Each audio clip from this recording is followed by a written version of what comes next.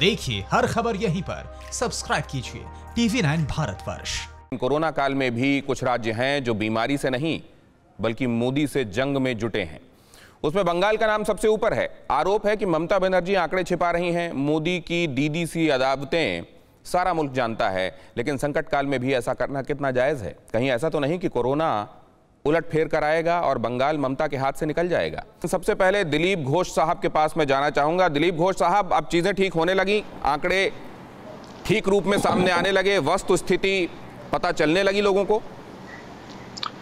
नहीं, ये तो नहीं बोला जाएगा, माना जाएगा कि ठीक है, क्योंकि यहाँ दो प्रकार के आंकड़ा दिया जाता है। ये मौत जो होती है एक कोरोना से, दूसरा कोमोर्बिडिटी करके एक कलम आता है, वो जबरदस्ती गिनाया गया कि ये जो दूसरा बीमारी से ग्रसित थे लोग मर गए, इसको नहीं माना जाएगा। उसकी संख्या 72 हो गई, आंकड़ा वहीं पर रुका हुआ है एक महीना से। वो क्यों नहीं बढ़ रहा है, क्यों नहीं बदलता है, मुझे समझ नहीं आती है। इसलिए ये शंका तो है और ये कॉम्प्लेन भी है, लेकिन फिर भी अभी जिस जहां मोड़ पर हम आए हैं, काफी गति से संख्या बढ़ रही है हर प्रकार की, और यहाँ दोनों की संख्या में बहुत अंतर था। एक मौत ज्यादा हो रही थी अनुपात से, और जो स्वस्थ होकर घर जा रहे थे उसकी संख्या भी कम थी। आज भी वही है देश के आधार पर। इसीलिए ये मामला बहुत चुनौतीपूर्ण है। अभी आंकड़े पर नहीं जाके इसको रोकने का सब मिलकर प्रयास करना चाहिए, क्योंकि मुझे जो लग रहा है और जो विशेषज्ञ बोल रहे थे, इसी समय बहुत बड़ा संख्या जाम करने वाला है जून में, फर्स्ट वीक में, और ये बहुत बड़ा संख्या और बढ़ सकता है संक्रमण का। और हर स्तर पर संक्रमण बढ़ी है, डॉक्टर से लेकर पुलिस तक और आम आदमी तक, सब जगह काफी मात्रा में संक्रमण बढ़ रहा है। इसलिए बहुत बड़ी चुनौती है, सब मिलकर इसको रोकने का प्रयास करना चाहिए।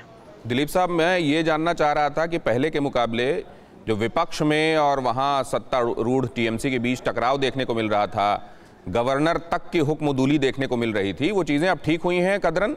ये संक्रमण तो जाहिर है बढ़ रहा है, रिकवरी रेट चिंता का विषय है, लेकिन पहले के मुकाबले अब कम से कम चीज़ें मशीनरी में ठीक हुई हैं? नहीं, देखिए, अभी दूसरा जो आ गया ना आपदा, इससे भी बड़ा है। जो बिल्ली से डरते थे उसके सामने शेर आ गया है। ये जो आपदा आया, तूफान, इसके कारण बहुत बड़ी नुकसान हुई है। लोग उससे ग्रसित, अभी 7-8 दिन हो गया है, पानी नहीं है, बिजली नहीं है, फोन की कनेक्शन नहीं हो रही है, चार्ज नहीं हो रही है, इसलिए लोग उसमें ज्यादा पीड़ित है। और ये पुराना जो मामला चल रहा था वो तो ही है, लेकिन लोगों की दृष्टि उस तरफ चली गई है। अब सरकार दोनों को लेकर के नाजेहाल है, एकदम संभाल नहीं पा रही है। इसीलिए राजनीति से बजाय लोग लगे हुए हैं इसको संभालने में, और मुझे लगता है कि सरकार को भी देखना चाहिए सबको लेकर के इसको कैसे संभाला जाए। प्रधानमंत्री जी आके गए हैं, बाकी सारे लोग उसको मदद करने में लगे हैं। मतलब आप ये कह रहे हैं कि अम्फान आया तो सियासत थोड़ा पीछे हटी, वरना सियासत अपने चरम पर थी कोरोना काल में। हमारे साथ खालिद अब्दुल्ला साहब जुड़े हुए हैं।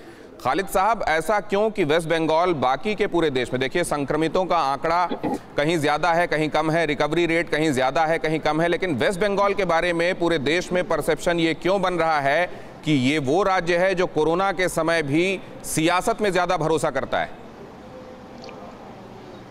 देखिए, सियासत तो भारतीय जनता पार्टी कर रही है, और सियासत करने का वजह ही है कि गुजरात के मामले में ये लोग चुप्पी साधे हुए हैं। दूसरी बात रही, अभी हमारे अध्यक्ष, भारतीय जनता पार्टी के अध्यक्ष बता रहे थे कि बहुत बड़ा नुकसान हुआ है। अच्छा लगा मुझे कि भारतीय जनता पार्टी के यहाँ पे हम लोगों को जहाँ तक मालूम है कि स्पोक्स पर्सन बैठे हुए यहाँ पे, यहाँ के गवर्नर, वो बताते हैं कि बहुत कम, उनका कहना था न्यूनतम, बांग्ला भाषा में न्यूनतम नुकसान हुआ है।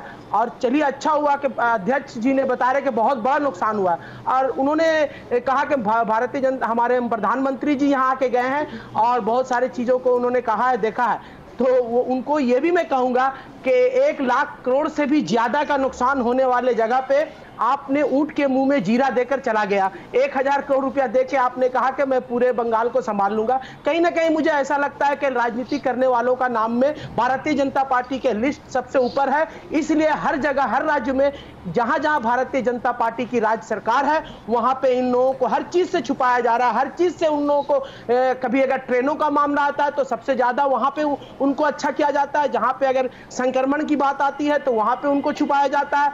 और भारतीय जनता पार्टी की सरकार जहां जहां पे नहीं है वहां पे ये लोग राजनीति ज्यादा कर रहे हैं और संक्रमण को रोकने के लिए चेष्टा कम कर रहे हैं। भारतीय जनता पार्टी के और खासकर यहां के अध्यक्ष लोगों ने तो ये भी कहा कि ये लोग अब लॉकडाउन नहीं मानेंगे। ये लोग सारे लोग भारतीय जनता पार्टी के प्रथम सारी के नेताओं ने एक प्रेस कॉन्फ्रेंस में या प्रेस रिलीज में एक साथ खड़े होकर लाइन से इन्होंने कहा कि अब हम लॉकडाउन नहीं मानेंगे। तो किस वजह कर मोदी जी कहते हैं कि लॉकडाउन मानना होगा? अभी तक जो 1 तारीख का पहले तक हम लोगों का लॉकडाउन है वो हम लोग मान रहे हैं। हमारी नेत्री ममता बनर्जी और तृणमूल कांग्रेस के नेताओं ने सभी तरह से इसका सहयोग कर रहे हैं और आज बंगाल में जो संक्रमण की संख्या है बहुत हद तक कंट्रोल है। मैं ये नहीं कहूंगा कि नहीं हो रहा, कंट्रोल है। और मृत्यु संख्या आज के दिन में डॉक्टरों का भी कहना है कि मृत्यु संख्या जो है जो उसकी परसेंटेज है वो बहुत कम हो रही है। सवालों का जवाब मैं ये सोचने की जरूरत है कि कहीं ना कहीं ये लोग राजनीति कर रहे हैं और राजनीति करना चाहते हैं। और ममता बनर्जी को इनका एक ही टारगेट है